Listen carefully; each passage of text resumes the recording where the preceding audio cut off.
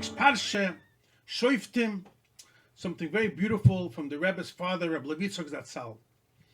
In this week's Parsha, we have a pasuk that says, "Ki polem imchot davar."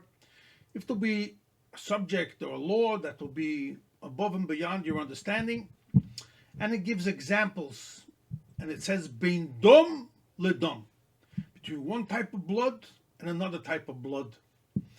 The Sifri, the Medrash, explains this is referring to what's discussed in the end of Parshas Mitzoira, that concerning a woman, there are biblically, and I emphasize biblically, there are two types of discharges of blood that come from a woman. One that makes her a nida, and one that makes her a ziva. It's very, very complicated laws, and of course I'm not going to go into it now. But in a nutshell, the Rebbe's father brings down from halacha that the period of every month in the natural course of a woman, she has 7 days that's called a nida. If in that month, even if she saw a drop of blood, or even if it's for 7 days, it's a 7-day period that she's called a nida. And that's a natural thing. And then there are another 11 days that is under the category of a ziva.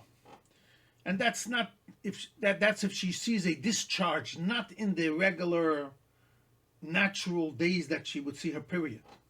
And that's why it's more stricter laws biblically. And basically the difference is if she sees in those 11 days, 3 days, 3 consecutive days, in the times of the temple, she would be obligated to bring a sacrifice.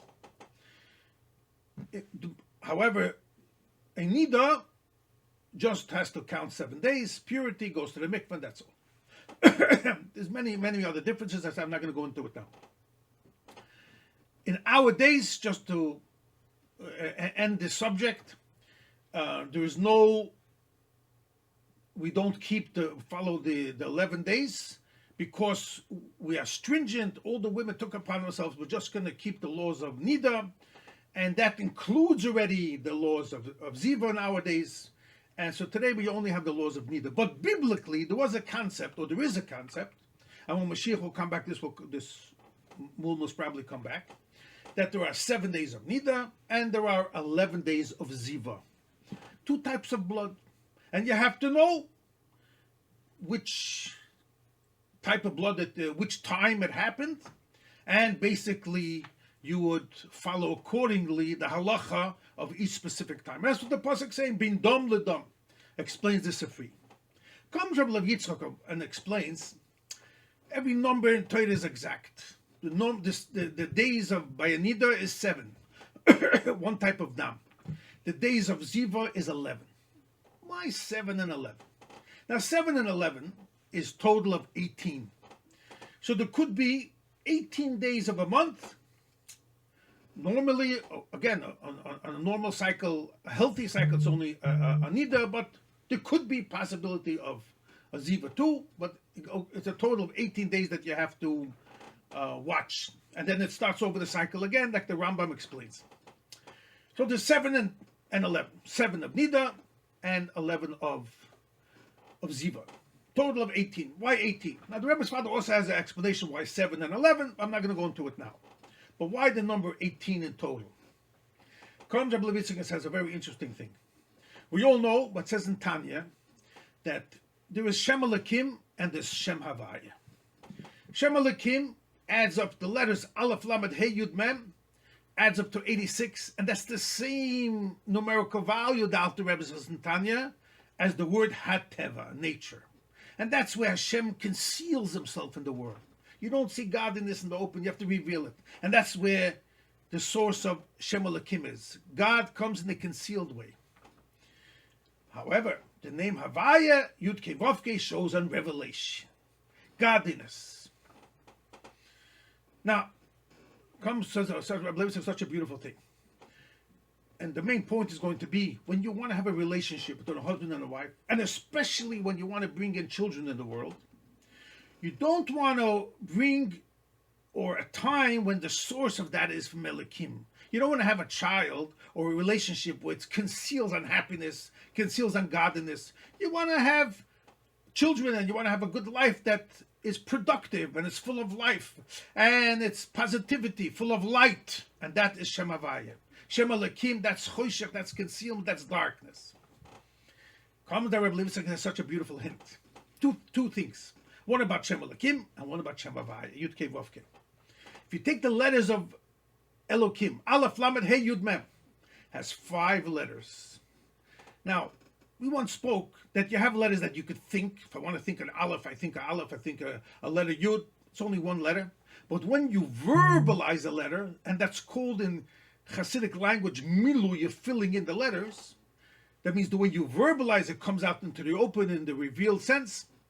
Like Aleph is Aleph Lamed Pei, you have 3 letters. So let's go, how many letters do I have if I count the milui of Elokim? So again, the letters itself, Aleph Lamed Hey Yud Mem is 5. How many letters now am I going to have if I verbalize it, each letter? Aleph is 3, Aleph Lamed Pei. Lamed, 3. Lamed Mem Dalet, so I have now 6 letters. Hey is Hey Yud, 2, total now 8. Elokim, Yud is 3, Yud Vov Dalet. How much do I have a total now? 11. Aleph, Lamed, Hey, Yud. Last letter is a Mem. Mem, 2. How many letters do I have in total? 13. So Aleph is 3, Lamed is 3, Hey is 2, Yud is 3, Mem is 2, total of 13 letters. So says Rebbe Yitzchok, if I count the letters itself, Aleph, Lamed, Hey, Yud, Mem, and I also count, which is 5, and I also count the milui letters, which is total 13, 13 at 5, I get 18. Says Rebbe Yitzchok, these 7 days of Nida, these 11 days of Ziva, together 18, correspond that this is a time when a woman had a discharge, and she's now taken the source of Elokim, in the nature of the world which conceals godliness. And you don't want to have a relationship at that time, and especially you don't want to bring a child at that time. You want to have a child that's connected to revelation of godliness. You want to bring a child into this world that's going to reveal and have a good soul, want to be connected to Hashem, to Torah, mitzvahs, and to spread goodness and kindness. You don't want to have a child that's going to conceal godliness. You want to have a child that's going to reveal. And this is a hint, says Rebbe Levi, it's a beautiful thing. In next week's Parsha, it says that every chosn, every groom, the first year, he should not do any work, shouldn't go to the army. He should stay home and enjoy his life with his wife and start a family. And the word is over there, it says, Noki Yiyeh Lebeisoi Shana. He should be clean, that means no obligations for 1 year. Brings down Rabbi Yitzchok from the Balaturim. If you take the last letters of these 4 words, Noki, the last letter is a Yud. Yiyeh, a Hey. Lebeisoi, the last letter is a Vov. Shana, last letter is a Hey. Spells out God's name. Yud, Kei, Vov, Kei. Noki, Yiyeh, Lebeisoi, Shana. Hashem wanted a hint. I want that a marriage should be connected to the name of Havaya, not the name of Elokim. And the letters of Elokim, I said before, is 5 letters plus the Milui, 13, total 18. Hashem says, that time she's impure. You shouldn't have a relationship. And you should wait till after the time she should go to the mikvah. And then you will bring into this world in a kosher way, in a positive way, good children, good marriage, connected to Shem Havaya, revelation of godliness, the way Hashem wants.